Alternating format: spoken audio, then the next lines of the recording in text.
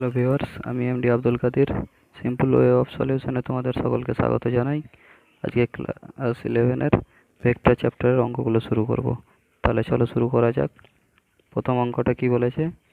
A vector plus B vector equal to A vector minus B vector সম্পর্কটি কি শর্তে সঠিক? তাহলে দেখো, প্রথমে কি দিয়েছে? A vector plus B vector equal to A vector minus B vector. ঠিক আছে, তাহলে এটা থেকে আমরা লিখতে পারি A vector plus B vector, এই দুটোকে সমানের এদিকে নিয়ে চলে আসি। তাহলে কি লেখা যাবে? Minus A vector plus B vector equal to 0। তাহলে দেখো, এ ভেক্টর কেটে যাচ্ছে, তাহলে পড়ে থাকছে কি? 2b vector. 2b vector equal to 0। তাহলে কি লেখা যাবে?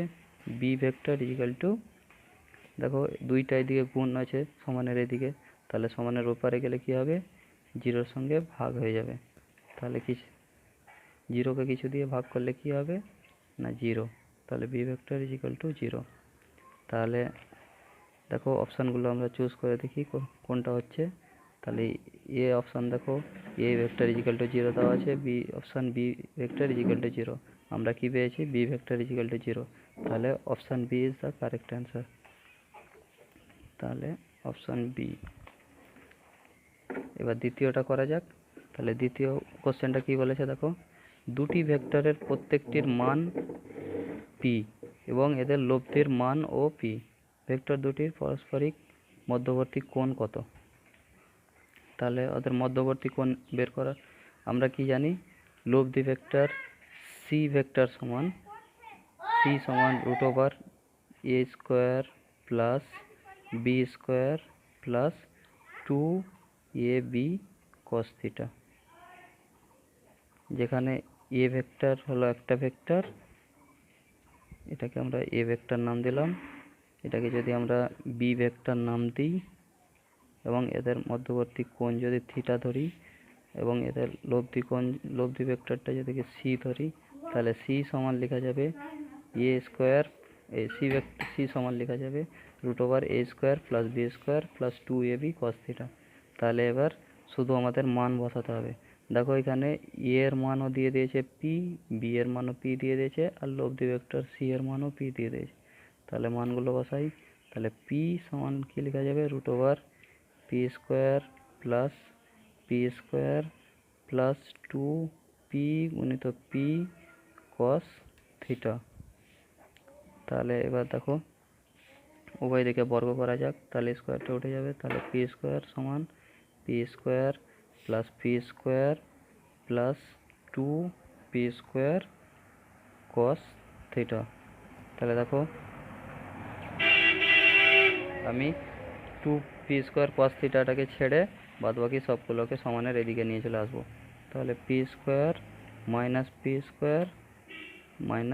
স্কোয়ার সমান 2p স্কোয়ার cos থিটা। তাহলে পি স্কোয়ার কেটে গেল, তাহলে পরে কি আছে দেখো? Minus P square equal to 2। তাহলে লিখি minus P square equal to 2p square cos theta. তাহলে পি স্কোয়ার আবার কেটে দিলাম, তাহলে পড়ে আছে কি? এবার দুইটাকে সমানের এদিকে নিয়ে চলে এলে কি হবে? মাইনাস হাফ সমান cos থিটা। এবার দেখো মাইনাস হাফ কার মান? না cos 120 ডিগ্রির মান। তাহলে cos 120 ডিগ্রি সমান cos থিটা। তাহলে থিটা সমান, এবার দুদিক থেকে যদি তুলনা করে নিই cos, তাহলে থিটা সমান আমরা কি পাবো? 120 ডিগ্রি। তাহলে থিটার মানটা এলো 120 ডিগ্রি। তাহলে এটা কত নম্বর অপশান আছে? না দেখো সি নম্বর অপশান। তাহলে আমরা সিটাকে গোল করে দিতে পারি। তাহলে 3-এর দাগের অঙ্কটা দেখো, 3-এর দাগের অঙ্কটাও আগেরটার মতো সেম আছে।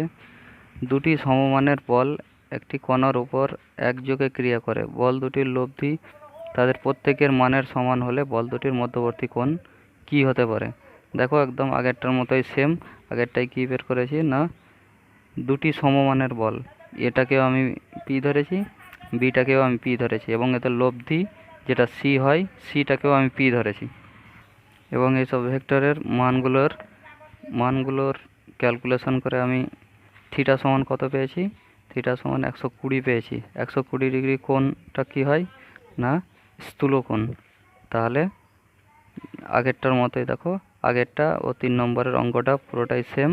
তাহলে 3 নম্বরের অঙ্কটাই এদের মানে ভেক্টর দুটির মধ্যবর্তী কোণ কি হবে না স্থূলকোণ। স্থূলকোণ কত নম্বরে আছে, অপশান বি। তাহলে 3-এরটা হচ্ছে অপশান বি।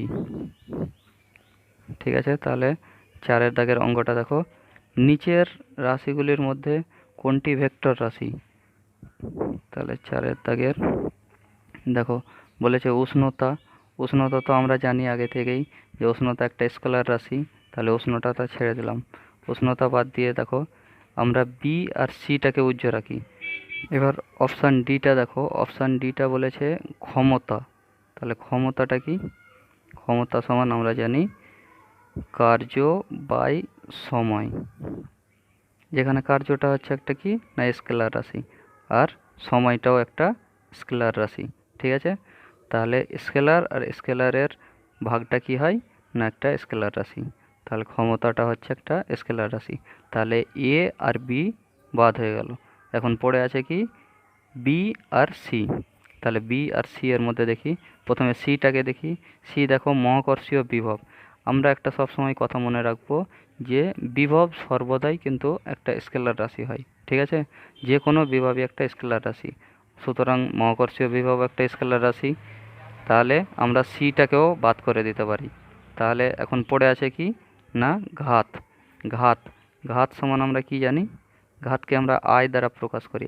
আই সমান হচ্ছে এম ভি, যেখানে ভি সমান হচ্ছে, ভিটা হচ্ছে ভেলোসিটি, ভেলোসিটিটা হচ্ছে একটা ভেক্টর রাশি। ভেক্টর রাশির সঙ্গে এম হচ্ছে মাস, মাস মানে হচ্ছে ভর। তাহলে ভেক্টরের সঙ্গে যদি আমরা স্কেলারের প্রোডাক্ট করি তাহলে আমরা ভেক্টরই পাবো। সুতরাং ঘাতটা হচ্ছে একটা ভেক্টর রাশি। আবার আরেকভাবে লেখা যায়, আই সমান হচ্ছে পি ইন্টু টি। জানি আই সমান পি ইন্টু টি, যেখানে পিটা হচ্ছে বল আর টিটা হচ্ছে সময়। তাহলে বলটা যেহেতু একটা ভেক্টর রাশি আর সময়টা হচ্ছে একটা স্কেলার রাশি, তাহলে ভেক্টর আর স্কেলারের প্রোডাক্টটা কি হয়, অবশ্যই একটা ভেক্টর রাশি হয়।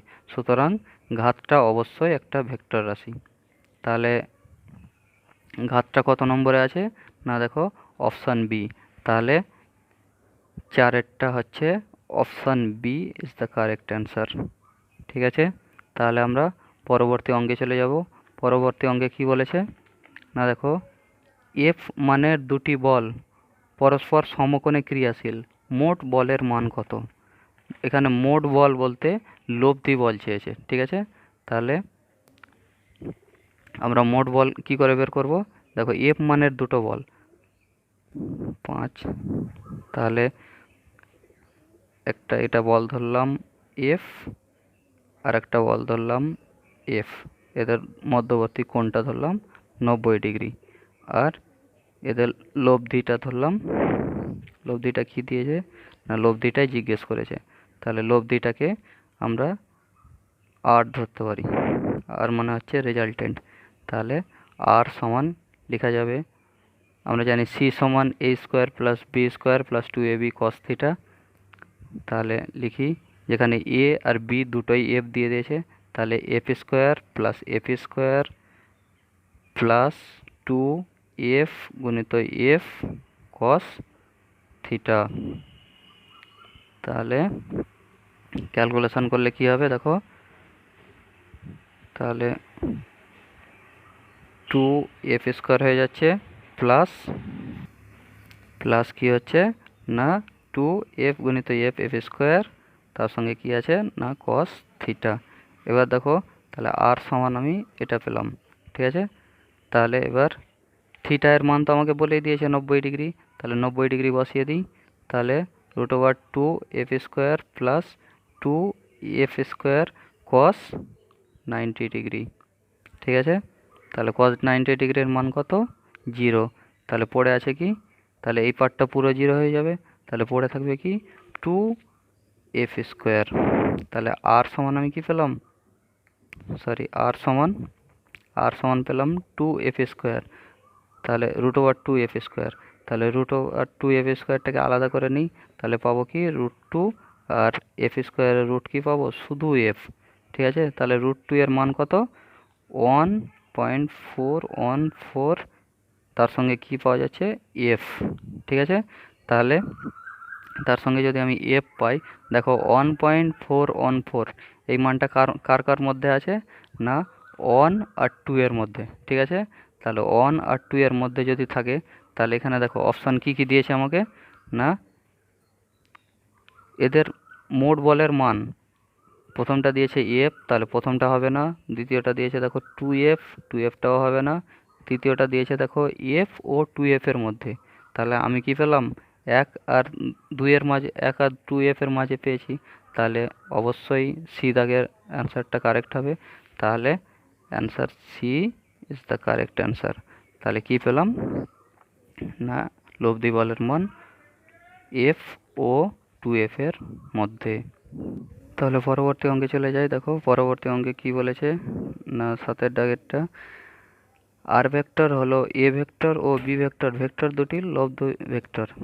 ঠিক আছে, তাহলে আবার বলে দিয়েছে আর সমান b/√2 হলে থিটা এর মান কত। এখানে দেখো একটা ছবি দিয়ে দিয়েছে তোমাকে, তাহলে কি করে বের করব না, আমাকে বলে দিয়েছে কি আর সমান b/√2। ঠিক আছে, তাহলে আবার এখান থেকে আমরা বলতে পারি বা r/b সমান 1/√2।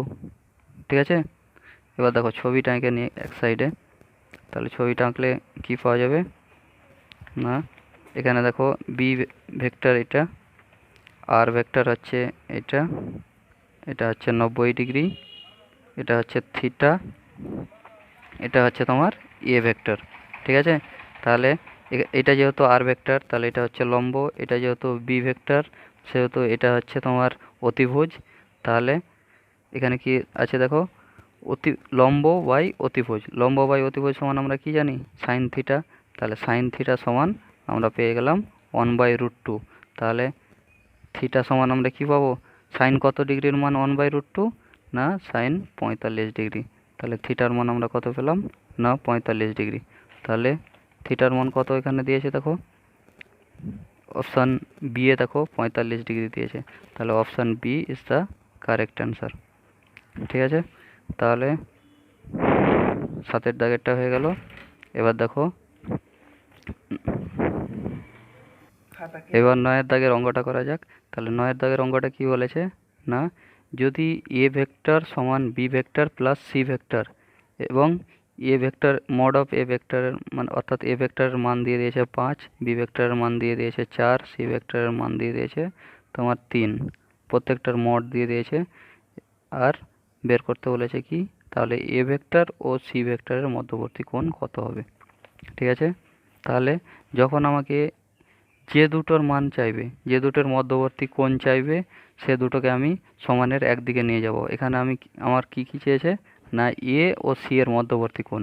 তাহলে এখানে দেখো এ শুধু আছে সমানের একদিকে, তাহলে আমি কি করব, সিটাকেও সমানের আরেক দিকে নিয়ে চলে যাব। তাহলে এ আর সিটা সমানের একদিকে থাকবে।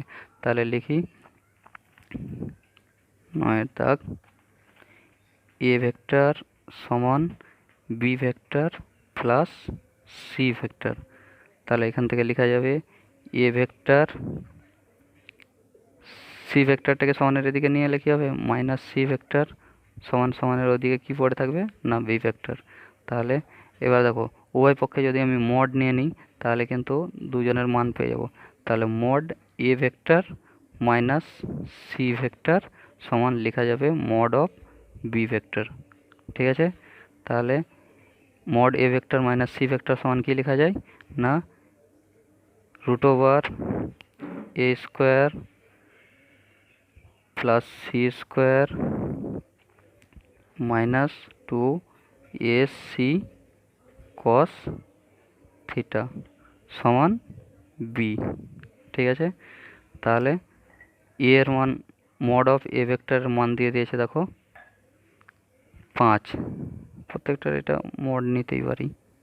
তাহলে প্রত্যেকটার মড করে দাও, এখানেও প্রত্যেকটার মড করে দাও। ঠিক আছে, তাহলে মড অফ এ ভেক্টরের মান কত দিয়েছে না 5। তাহলে √5 এর স্কোয়ার প্লাস সি এর মান কত দিয়েছে না 3। তাহলে 3 এর square minus 2 into 5 into 3 cos theta সমান বি এর মান কত দিয়েছে দেখো 4। তাহলে দেখো এবার আমি কি সমানের উভয় পক্ষকে বর্গ করে নিতে পারি। তাহলে কি পড়ে থাকবে 5 এর স্কোয়ার সমান 25, 25 প্লাস 3 এর স্কোয়ার 9 মাইনাস 5 দুগুণে 10, 3 10 30, 30 কস থিটা সমান এদিকে বর্গ করলে কত হবে 16। তাহলে এটা কত পাওয়া যাচ্ছে 36।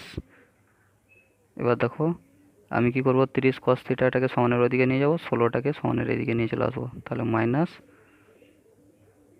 এটা 25 প্লাস 9 এটা 34 হবে, মাইনাস 16 সমান 30 কস থিটা। তাহলে 34 থেকে 16 বাদ দিলে কত হবে 18 সমান 30 কস থিটা। তাহলে কস থিটা সমান কত পাওয়া যাবে, কস থিটা সমান 18/30। তাহলে দেখো এটাকে যদি তুমি 6 দিয়ে কাটো তাহলে কত পাওয়া যাবে 3 6 18, 5 6 30। তাহলে কস থিটা সমান কি পাওয়া গেল না 3/5। তাহলে থিটা সমান কত পাওয়া যাবে, বা থিটা সমান কস ইনভার্স 3/5। তাহলে এটা কত নম্বর অ্যান্সার আছে না দেখো option A. Option A is the correct answer. তাহলে 9-এর দাগেরটা কি পেলাম না অপশান এ। ঠিক আছে, এবার দেখো আমরা পরবর্তী অঙ্কে চলে যাই। না পরবর্তী অঙ্কে কি বলেছে 3i plus 6j plus 2k ভেক্টরটি নির্দেশতন্ত্রের 3টি অক্ষের সঙ্গে যে কোণ করে তা হলো অপশান চুজ করো। তাহলে 10 নম্বর দেখো আমরা একটা থিওরি জানি যে ধরলাম 3টে অক্ষ,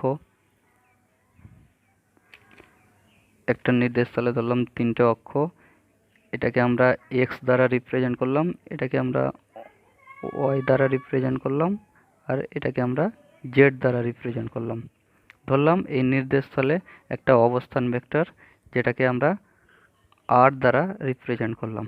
তাহলে আর সমান আমরা কি জানি না X I cap plus Y J cap plus Z K cap, এটা আমরা জানি। আবার আমরা জানি আর সমান মড আর সমান √x² plus y² plus z²। ঠিক আছে, আবার জানি আবার লেখা যাবে এক্স সমান আর কস আলফা আলফাটা কি না এই আর ভেক্টরটা এক্সের সঙ্গে যে কোণ করেছে সেটাকে আমরা যদি আলফা দ্বারা রিপ্রেজেন্ট করি তাহলে এক্স সমান লেখা যাবে আর কস আলফা, ওয়াই সমান লেখা যাবে তোমার আর কস বিটা, এবং জেড সমান লেখা যাবে আর কস গামা। এখানে আমরা সবগুলোকে যেহেতু বড় আর ধরেছি তাহলে বড় আরই লিখবো। ঠিক আছে, তাহলে এবার দেখো এবার মানগুলো আমরা শুধু পুট করব। তাহলে এখানে ধরো এখানে সমীকরণটা আমাকে কি দিয়েছে আর ভেক্টর সমান এখানে দিয়ে দিয়েছে তোমার 3i plus 6j plus 2k। ঠিক আছে, তাহলে এখান থেকে এক্স কোনটা আছে 3, ওয়াই কত আছে 6 এবং জেড আছে তোমার 2। তাহলে মড অফ আর ভেক্টর সমান লেখা যাবে √3² প্লাস 6² প্লাস 2²। এটা সমান কত পাওয়া যাবে, ক্যালকুলেশন করলে পাওয়া যাবে 49। 49-এর √ওভার কত না 7। এবার দেখো, তাহলে এখান থেকে আমরা ইজিলি এক্স এর মান বের করে নিতে পারি। তাহলে এক্স সমান কি পাওয়া যাবে, 7 কস আলফা।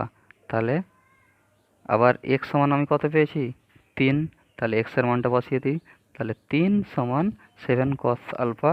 তাহলে কস আলফা সমান কি লেখা যাবে, 3/7। তাহলে আলফা সমান আমার কি লেখা যাবে না, কস ইনভার্স 3/7।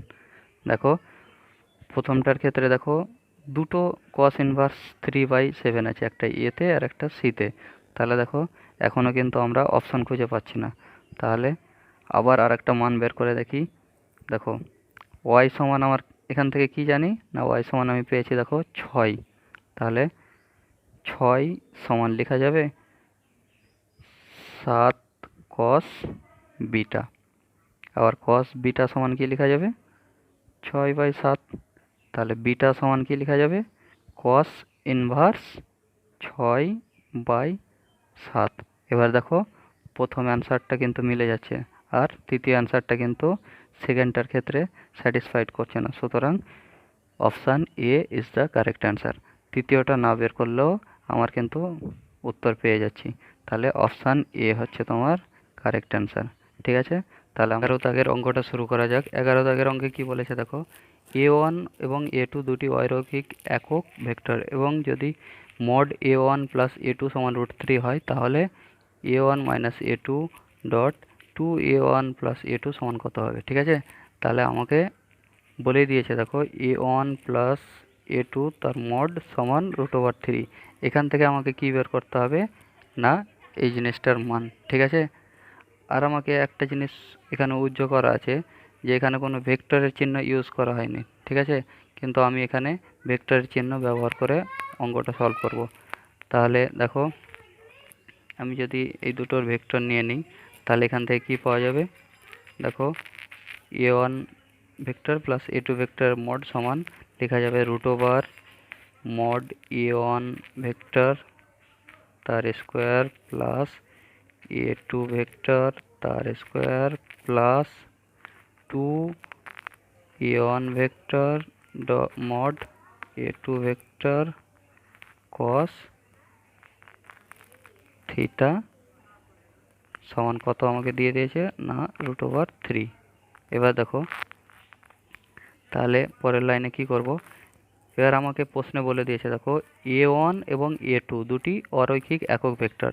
তার মানেটা কি না, মড a1 ভেক্টর এর মানও 1, মড a2 ভেক্টর এর মানও 1।